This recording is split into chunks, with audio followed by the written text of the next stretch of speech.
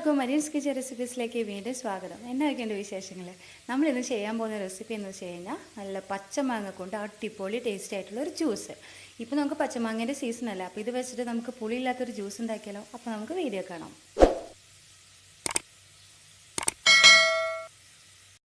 അപ്പോൾ ഈ ജ്യൂസ് ഉണ്ടാക്കാൻ വേണ്ടിയിട്ട് ഞാനിവിടെ ഒരു 2 പച്ചമാങ്ങ എടുത്ത് വെച്ചിട്ടുണ്ട്. ഇങ്ങനെ നമുക്ക് സാധാരണ കടയിൽ നിന്നൊക്കെ വാങ്ങിക്കുമ്പോൾ ഇച്ചിരി ഞെങ്ങണ മാങ്ങയൊക്കെ ആയിരിക്കും കിട്ടുക. അപ്പോൾ അതൊന്നും എടുക്കണ്ട, നല്ല ഫ്രഷ് ആയിട്ടുള്ള പച്ചമാങ്ങ എടുക്കുക. അപ്പോൾ ഇത് അധികം വലുപ്പമില്ലാത്ത മീഡിയം സൈസിലുള്ള 2 മാങ്ങയാണ്. അപ്പോൾ ഇതിൻ്റെ തൊലിയെല്ലാം ചെത്തി കളഞ്ഞ് ചെറിയ ചെറിയ പീസാക്കിയിട്ട് നുറുക്കി വെക്കുക. എന്നിട്ട് വേണം നമുക്കിതൊന്ന് ജ്യൂസ് അടിക്കാനായിട്ട്. അപ്പോൾ ഞാനിവിടെ നുറുക്കി വെച്ചിട്ടുണ്ട്. ഇനി ഇത് നമുക്ക് ഒരു മിക്സിയുടെ ജാർ എടുക്കാം, അതിനകത്തോട്ട് ഇതൊന്ന് മാറ്റി കൊടുക്കാം. അങ്ങനെ മാറ്റി കൊടുത്തു കഴിഞ്ഞാൽ ഇതിനകത്തോട്ട് നമുക്ക് ഒരു കുഞ്ഞ് പീസ് ഇഞ്ചിയും കൂടി നുറുക്കിയെടുക്കണം കേട്ടോ. ഒരു കുഞ്ഞ് പീസ് ഇഞ്ചിയാണ്, വലിപ്പമുള്ളതൊന്നും വേണ്ട. വലിപ്പം കൂടി കഴിഞ്ഞാൽ എരിവ് വരും, അപ്പോൾ നമുക്ക് ആ മാങ്ങേൻ്റെ ഒരു ടേസ്റ്റ് ഈ ജ്യൂസിന് കിട്ടത്തില്ല. അപ്പോൾ ചെറിയ പീസ് ഇഞ്ചിയാണ് ഞാൻ എടുത്തിരിക്കുന്നത്. അതൊന്ന് ചെറിയ പീസാക്കിയിട്ട് ഒന്ന് നുറുക്കിയിട്ട് ഇതിനകത്തോട്ട് കൊടുക്കാം. മാങ്ങയും ഇഞ്ചി മാത്രമാണ് നമ്മളിപ്പോൾ ജ്യൂസ് അടിക്കാനായിട്ട് ഇതിനകത്ത് ഇട്ട് കൊടുക്കുന്നുള്ളൂ, വേറെ ഒന്നും ചേർക്കുന്നില്ല കേട്ടോ. ഇനി ഇതിനകത്തോട്ട് നമുക്ക് വെള്ളം ചേർത്ത് കൊടുക്കാം. വെള്ളം ചേർക്കുമ്പോൾ എപ്പോഴും മാങ്ങയേക്കാളും കുറച്ച് മുന്നിൽ വെള്ളം നിൽക്കണം, അപ്പോഴാണ് ഇത് നന്നായിട്ട് അടിഞ്ഞ് നമുക്ക് കിട്ടത്തുള്ളൂ. ഇല്ലാന്നുണ്ടെങ്കിൽ മാങ്ങയുടെ പീസുകളെല്ലാം അങ്ങനെ തന്നെ കിടക്കും, അല്ലാന്നുണ്ടെങ്കിൽ നല്ല കട്ടിയായി പോകും, നമുക്ക് ജ്യൂസിൻ്റെ ഒരു കൺസിസ്റ്റൻസിക്ക് ഇത് കിട്ടത്തില്ല. അപ്പോൾ മാങ്ങയുടെ മുകളിൽ വെള്ളം നിൽക്കണം. ഇനി ഇത് നന്നായിട്ട് അടിച്ചെടുക്കാം, മാങ്ങയുടെ പീസുകളൊന്നും വരാൻ പാടില്ല. അത് ഞാൻ അവിടെ അങ്ങനെ അടിച്ചെടുത്തിട്ടുണ്ട്. അടിച്ചെടുത്ത് നമുക്ക് ഇതൊന്ന് അരിച്ചെടുക്കണം. ഇത് നല്ല എന്നാ പറയുക, വാട്ടറി ആയിട്ടുള്ളൊരു ജ്യൂസാണ് കേട്ടോ. സാധാരണ ജ്യൂസൊക്കെ ഉണ്ടാക്കുമ്പോൾ നമ്മളിതൊന്ന് അരിച്ചെടുക്കാറില്ല. അരിച്ചെടുക്കേണ്ടത് എനിക്കിഷ്ടമല്ല, പക്ഷേ മാങ്ങ ജ്യൂസ് അടിക്കുമ്പോൾ എന്തായാലും അരിച്ചെടുത്തേ പറ്റത്തുള്ളൂ. ഇല്ലാന്നുണ്ടെങ്കിൽ അതിൻ്റെ തരികളൊക്കെ വരും, അപ്പോൾ ഒരു ടേസ്റ്റ് കിട്ടത്തില്ല.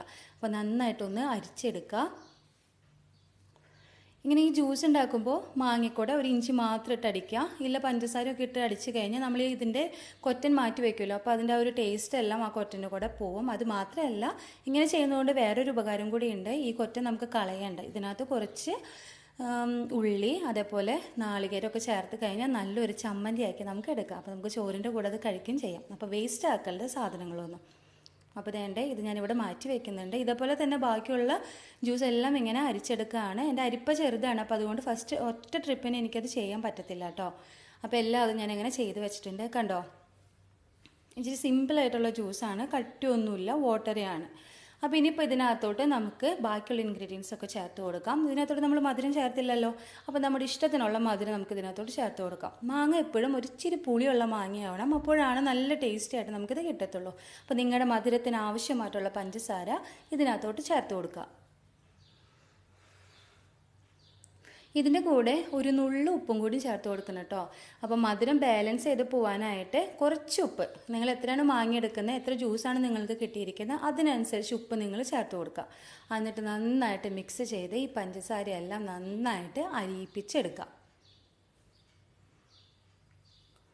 നന്നായിട്ട് മിക്സ് ചെയ്ത് അരിയിപ്പിച്ചെടുക്കുക. അതിനുശേഷം നമുക്കിത് ഗ്ലാസ്സിനകത്തോട്ട് പകർത്തി കൊടുക്കാം. ഗ്ലാസ്സിനകത്തോട്ട് നേരിട്ട് പകർത്തല്ല കേട്ടോ, അതിനുകൊണ്ട് ഒരു ചെറിയൊരു വിദ്യ. അത് നല്ല ടേസ്റ്റിയാണ് കേട്ടോ. നമ്മൾ അങ്ങനെ ചെയ്യുമ്പോൾ എല്ലാതും കൂടി ജ്യൂസിനകത്ത് ഇട്ടിട്ട്, ഈ ഒരു മാങ്ങയ്ക്കകത്ത് ഇട്ടിട്ട് ജ്യൂസ് അടിച്ചെടുത്ത് കഴിഞ്ഞാൽ വലിയ ടേസ്റ്റ് ഒന്നും ഉണ്ടാവില്ല. നമുക്ക് എന്തെങ്കിലും വെറൈറ്റി വേണ്ടേ. അപ്പോൾ ഇതിങ്ങനെ ഒന്ന് ടേസ്റ്റ് ചെയ്ത് നോക്കിക്കഴിഞ്ഞാൽ നമുക്കറിയാം നല്ല ടേസ്റ്റാണ്. ഈ പച്ചമാങ്ങയുടെ ആ ഒരു ടേസ്റ്റ് പുളിയൊന്നും കാണത്തില്ല കേട്ടോ. നിങ്ങൾ ധൈര്യമായിട്ട് ഇങ്ങനെ ജ്യൂസ് അടിച്ചേക്കെ. അപ്പോൾ ഇതിവിടെ റെഡി ആയിട്ടുണ്ട്. നമുക്കിനി ഇതൊരു ഗ്ലാസ്സിനകത്തോട്ട് സെർവ് ചെയ്യാം. സെർവ് ചെയ്യുമ്പോൾ അതിന് മുന്നേ നിങ്ങൾ എടുക്കുന്ന ഗ്ലാസ്സിനകത്തോട്ട് കുറച്ച് പുതിനയില ചേർത്ത് കൊടുക്കുക.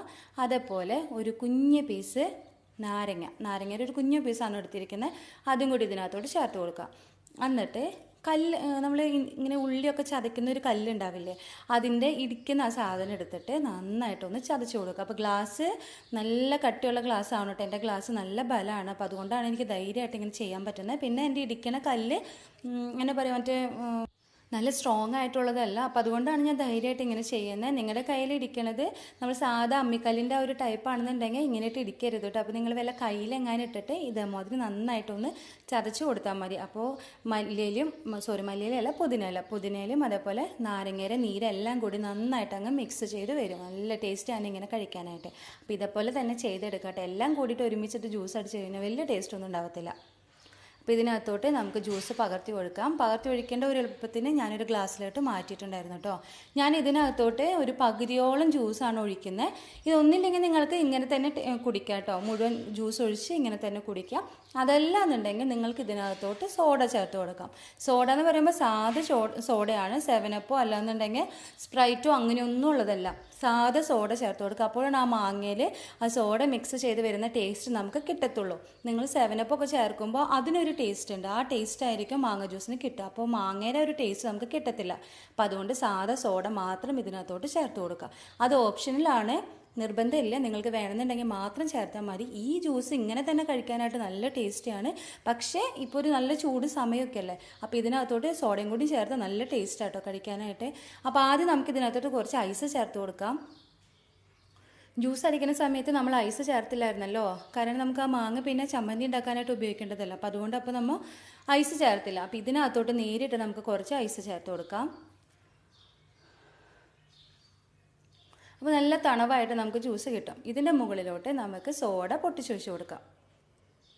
അതൊരു അര ഭാഗമോ അല്ലാന്നുണ്ടെങ്കിൽ 3/4 ഭാഗമോ, അത് നിങ്ങളുടെ ഇഷ്ടത്തിനനുസരിച്ച് നിങ്ങൾക്ക് ഇതിനകത്തോട്ട് സോഡ ചേർത്ത് കൊടുക്കാം. എന്നിട്ട് കുടിക്കുന്ന സമയത്ത് നന്നായിട്ട് മിക്സ് ചെയ്തിട്ട് കുടിക്കാം കേട്ടോ. നല്ല ടേസ്റ്റിയാണ് ഇങ്ങനെ കുടിക്കാനായിട്ട്.